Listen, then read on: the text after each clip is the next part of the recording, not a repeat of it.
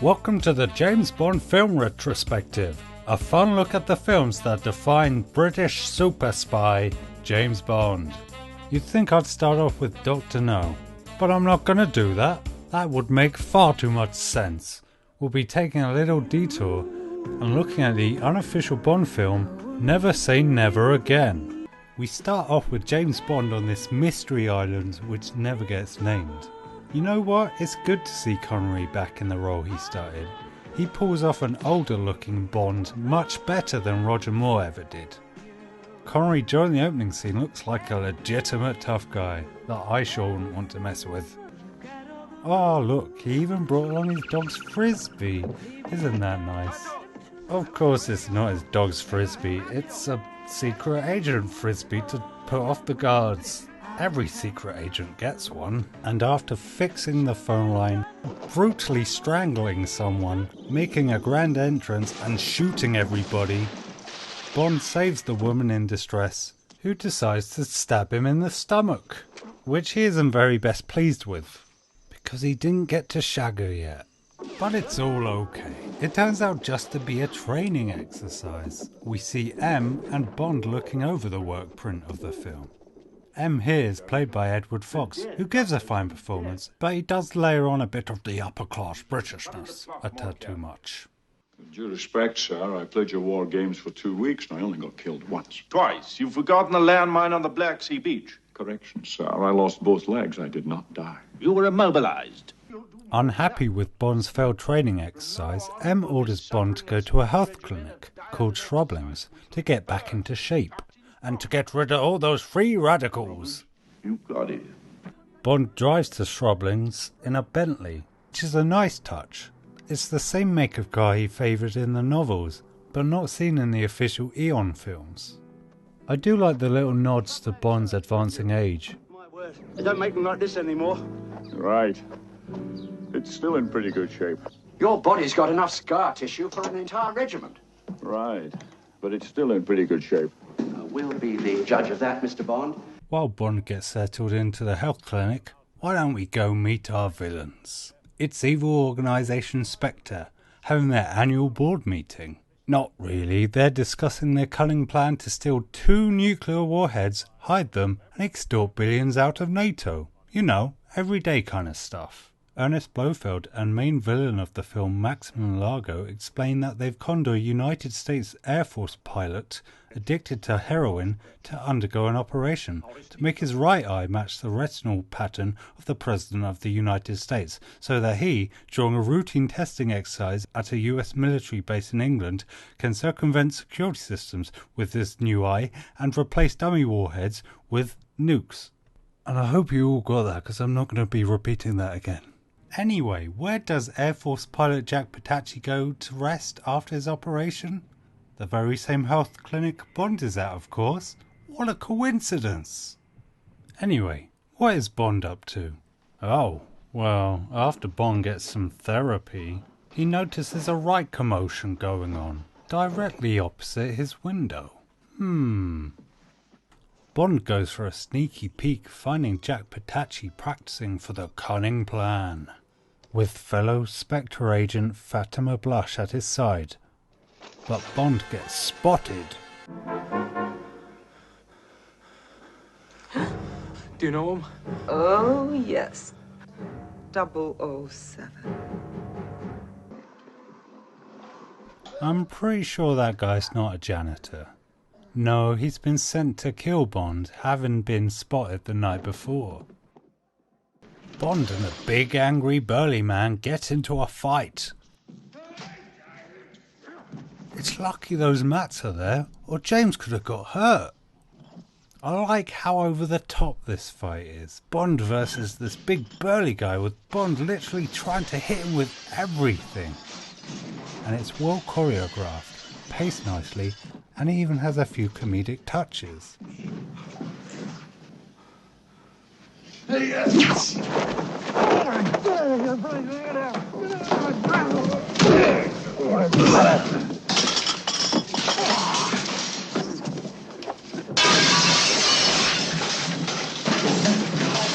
But Bond finally prevails.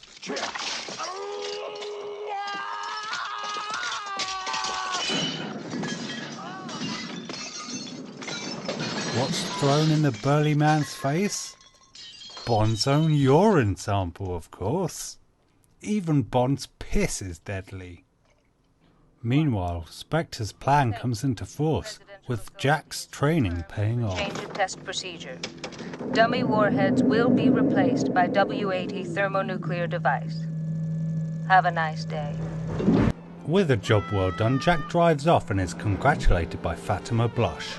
But instead of the promise of loads of heroin or something, he gets a snake to the crotch, causing him to immediately crash the car.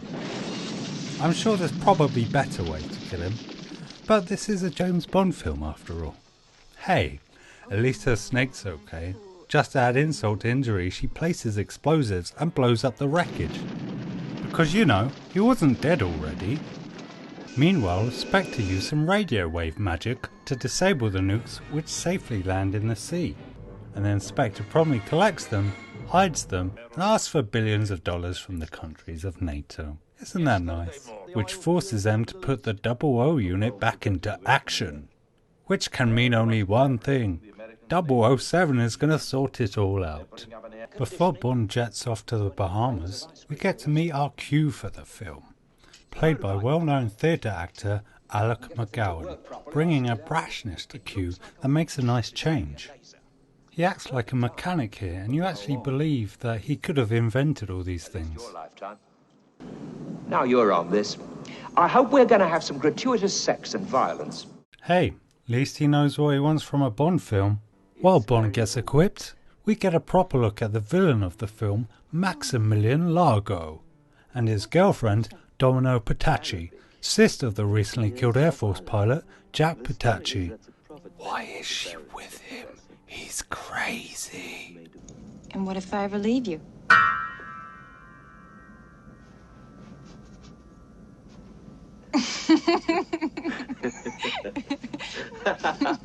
No, really. Then I cut your throat. See, I told you, he's a complete mentalist. And Bond flies off to the Bahamas, and who wouldn't? It's nice there. And when he gets there, he meets Ronan Atkinson, showing up as a comedy relief character for the film. Although I don't think his role really works here. There's better comedic moments littered throughout the film. It is interesting to know that Atkinson will later star in 2 James Bond spoofs as stupid spy Johnny English. I guess the character isn't that bad, he doesn't take up too much of the film, so let's carry on. Anyway, British consulate Nigel, played by Atkinson, tells Bond of Largo's big old yacht, the Flying Saucer, which piques Bond's interest. Maybe the nooks are on there. While Bond enjoys a nice vodka martini, he bumps into Fatima Blush, and they get on famously. Bond even gets invited to go diving on her boat. Oh, I didn't mean that kind of diving, but, okay. Well, after they go diving, they actually go diving. But oh no, it's all been a ruse. Fatima places a homing device on Bond's air tank, and a remote control homing shark comes skulking in to nosh off Bond.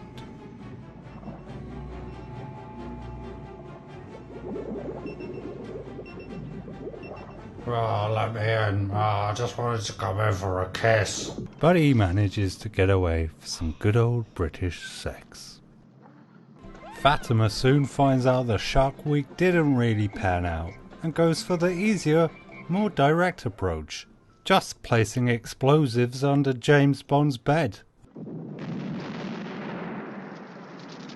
Oh dear, Fatima's messed up again. Bond was having sex in the room directly opposite the explosion. Lucky that. Anyway, Bond gets word that Largo, Domino and the big old yacht are on their way to France. So he goes to France too. While in France, he meets up with Nicole, his French secret agent contact, and CIA agent Felix Leiter, who, like in the books, is played by an African American, unlike in the official Eon films, where that wouldn't happen till 2006's Casino Royale. Bond does a bit of spying on Domino and later follows her to a massage parlour.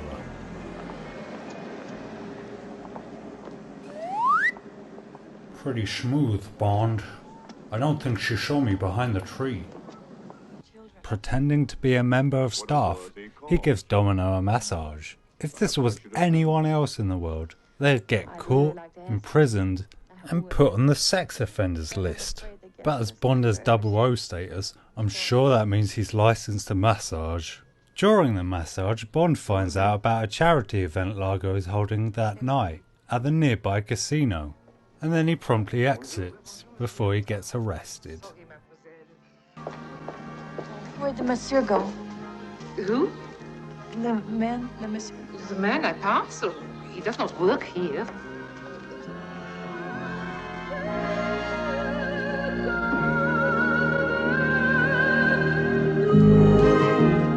I don't think you'd quite have that reaction if you found out a masseuse didn't even work there. And when Bond gets to the casino, finds out it's the best charity ball ever. It's full of video games. Then we get one of the weirdest scenes of the film, Bond and Largo having a video game off to see who's the best at video games. Because, you know, that's important. Not trying to find out where those nukes are. No, just playing video games. That's the most important thing.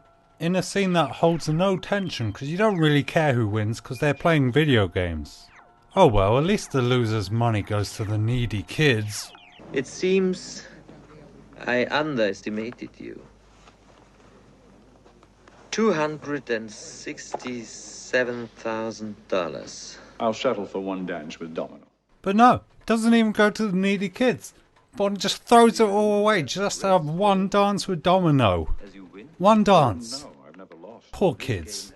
So Domino and Bond have a pointless dance scene where Bond tells Domino all about her brother being killed by Spectre and how much Largo is a complete scumbag, which she takes quite well considering she keeps on dancing. Worn out after all that dancing, Bond goes back to his villa to find Nicole dead by the hands of Fatima Blush, which he isn't very best pleased with because he didn't get to shag her yet. I think I'm seeing a pattern emerge here.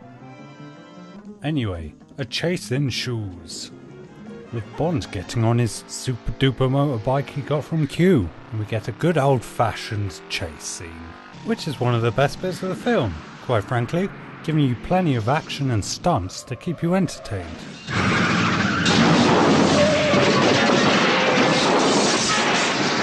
And when Fatima thinks she's tricked Bond, you can think again. After we see what tricks Bond's motorbike has, Bond is eventually captured by Fatima. Real smooth, Bond. I hope nobody saw that. Bond is forced to write down how great Fatima was in bed. But lucky for him, before Fatima can shoot his bollocks off, he shoots her with his Q-issue pen. And then she proceeds to explode.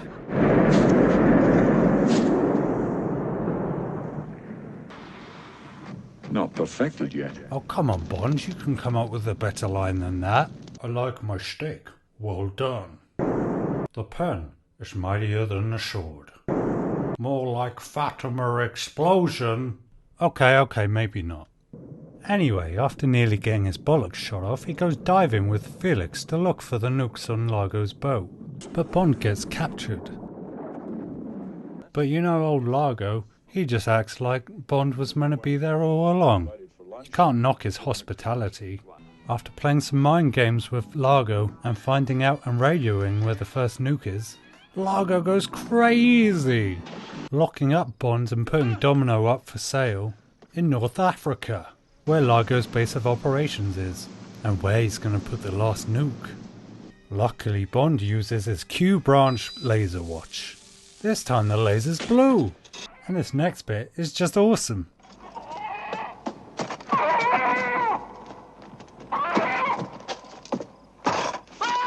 Nice of you to stop by. Drop by. Damn it, I'm not getting any better at these. After Bond escapes and frees Domino, we get the stupidest bit of the film. Hold on! No! Where are you going?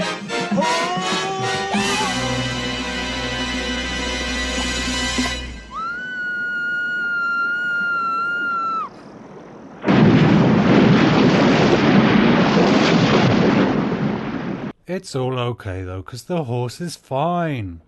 It's a shame that Bond and Domino had to die though. Oh, they're fine. Bond and Domino reunite with Felix on a Navy submarine and begin to track down Largo.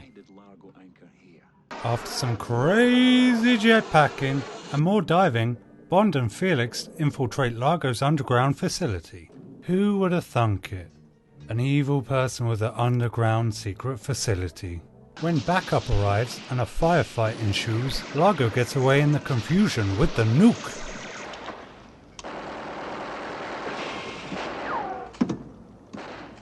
Bond goes after Largo and we get an underwater fight.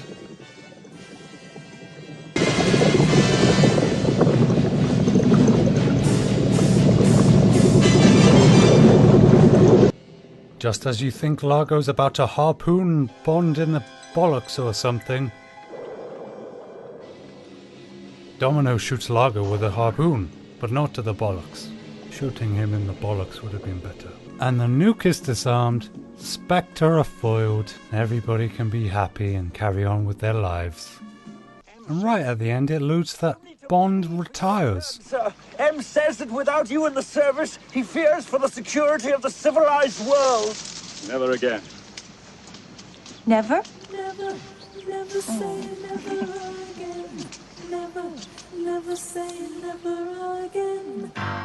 But he does give a little cheeky wink to the camera, and that's Never Say Never Again. It contains some good action. Some of the underwater scenes seem to drag on a bit too long. The comedic moments work quite well throughout. Overall, it's an okay James Bond film. I give it 2 Sean Connerys. Join me next time as we'll be taking a look at Dr. No. And don't forget to subscribe, add me on Twitter, do whatever you want. But have a good day. Bye.